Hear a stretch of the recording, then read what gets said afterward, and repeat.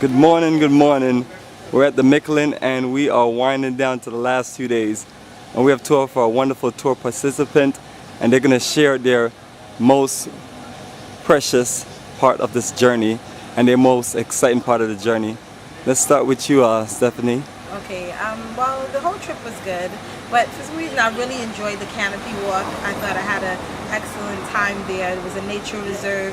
They showed you some of the beauty of the country, and the group was great. I mean, it was a diverse age, from young to old went, and it was just exciting walking across the canopy, something that was created. We were like 250 feet up in the trees, and I just thought it was fantastic. The climb up, walking across the canopy, the camaraderie of the group, just to see the beauty of the country and something that was made primarily by Ghanaians.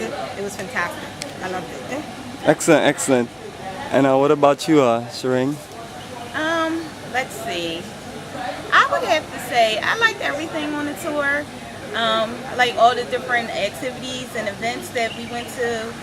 But for me personally, because I'm a sociable person, I really like the time that we got to explore on our own, and that meant for me a lot of nightlife, different places, and going to meet people. That's important to me because I feel like for me personally, that's how I get to learn about a place, is through the interactions of people when they're relaxed and, drinks and being social or whatever.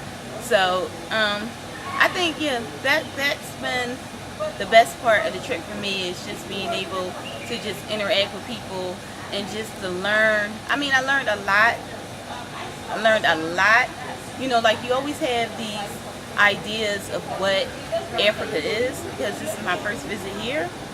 So, and you have it on faith of what it's not, based on what the media has told you.